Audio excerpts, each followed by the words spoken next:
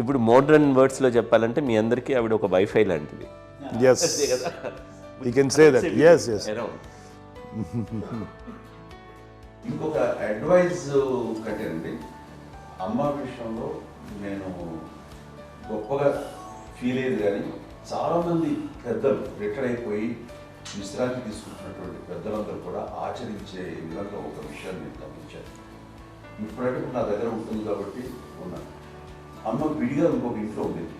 ఇన్ని సంవత్సరాలు నాన్నగారు పూర్వం దగ్గర నుంచి ఉండేది. అన్ని సంవత్సరాలు ఒంటరిగా ఉండి నన్ను బిడ్డలందరూ ఎవరు మానవుడు వెళ్ళిపోయారు, నేను ఒంటరి అయిపోయాను అన్న ఫీలింగ్ అమ్మకు ఎప్పుడు ఉండేది కాదు. తర్వాత బిడ్డలు ఆయా వాళ్ళ టైం బట్టి వచ్చి చూసుకుంటే సరిపోతుంది. అది వారమా, నెలక, 2 నెలక, అసలు ఒకసారి రాలేని పరిస్థితిలో ఉంటుంది. 5-6 నెలల పాటు ఇదే ఊళ్ళో ఉండి పక్క విధుల్లో ఉండి ఎవరి పనులు వాళ్ళు బిజీగా ఉండి, ఎవరి షూటింగ్ వాళ్ళు బిజీగా ఉండి, ఎవరి ప్రొఫెషన్లో వాళ్ళు బిజీగా ఉండి, ఎవరి ప్రొఫెషన్లో వాళ్ళు బిజీగా ఉండి, తన సంసారం తను బిజీగా ఉంటాను. ఒకసారి అమ్మ ఏమీ ఫీల్ అయ్యేది కదా, ఏంటమ్మా రావట్లేదు, అసలు పట్టించుకోవట్లేదు ఏంటి అంటే, అంతేలేమ్మా అని ఇలాంటి నిరసన మాటలు కానీ, ఈసరింపు మాటలు కానీ, లేకపోతే న్యూనతాభావం కానీ ఇలాంటివి ఎప్పుడు అమ్మకు లేవండి. వచ్చారు అబ్బాయి రే ఏం చేసి పెట్టడా చెప్పండి అంటూ చాలా పాజిటివ్ ఉంది. ఇప్పటికీ కూడా తను సపరేట్ ఇచ్చింది మా ఇంట్లో, మిగతా ఉంటుంది వేరే ఇచ్చింది. ఎందుకంటే అమ్మకి మోస్ట్ స్ట్రెస్ బస్టర్ వచ్చేసినా లేకపోతే ఏదో రిలీఫ్ ఏంటంటే తన కిచెన్లో కూర్చొని వండుకు వండి అందరికి పెట్టాం. ఇప్పటికీ కళ్యాణ్ బాబు అక్కడక్కడ తిరిగేసి ఎక్కడో చేసి నిరసన చేసి అన్ని రకాలుగా చేసి వస్తే అమ్మకి చాలా జాలి. ఆడేదో ఇంక మేము గుడ్లా కష్టపడుతున్నాం కానీ ఆడి ఎండలో వెళ్ళేదో మీ టీవీలో వాటిలో అది ఎక్కువగా చూపించేసరికి వాడే కష్టపడతారు, మేము కష్టపడలేదు ఫీల్ అమ్మకి. అందులో వాడు రాగానే ఎలా వచ్చావా అని అమ్మ ఎక్కడ కళ్యాణ్ బాబు అంటే ముందు అమ్మను కానీ ఎక్కడ కళ్యాణ్ బాబు తను ఎక్కడ ఉంటాడు ఏమో ఉంటాడు తెలుసు. అది తెలిసిన తర్వాత ఎక్కడ తను వాడికి ఇష్టమైన బిర్యానీ అవి చేసి చక్కగా పంపించి అన్నీ చేస్తుంది. అట్లాగా బిడ్డలకి పెట్టడమే తప్ప బిడ్డల నుంచి ఈ వయసులో ఎక్స్పెక్ట్ చేయడం లేకపోగా కొంచెం పట్టించుకోవట్లేదు అనే ఒక న్యూనత భావంలోకి వెళ్ళిపోయి సైకలాజికల్ డిప్రెస్ అయ్యే మదర్ మాత్రం కాదు.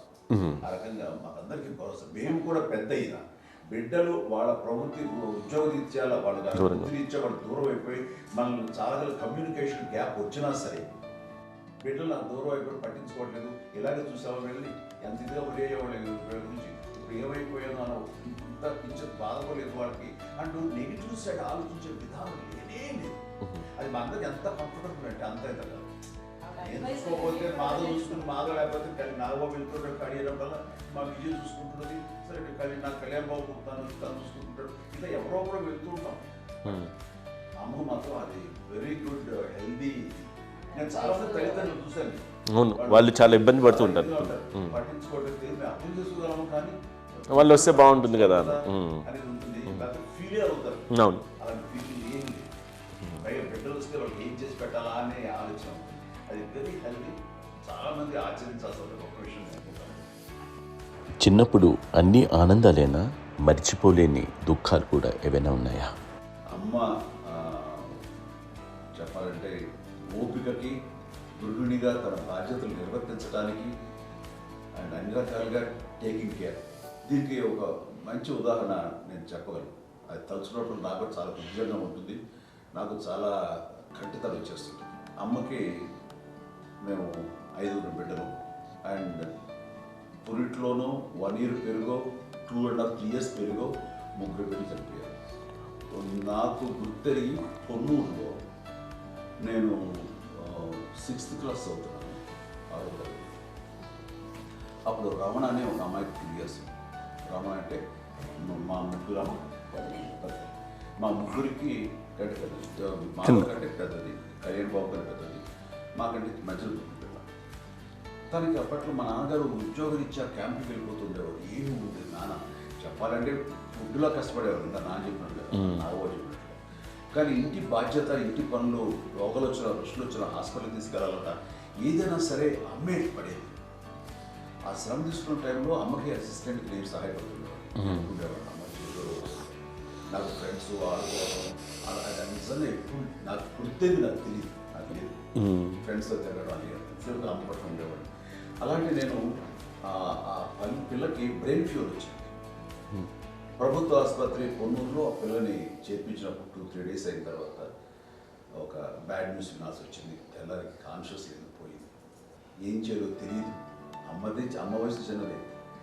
ఇద్దరు తీసుకుని ఆ బిడ్డని ఒళ్ళో పెట్టుకుని శవాన్ని, డెడ్ బాడీని రిక్షాలో ఇంటికి ఇప్పటికీ నాకు గుర్తు ఆ విజువల్స్.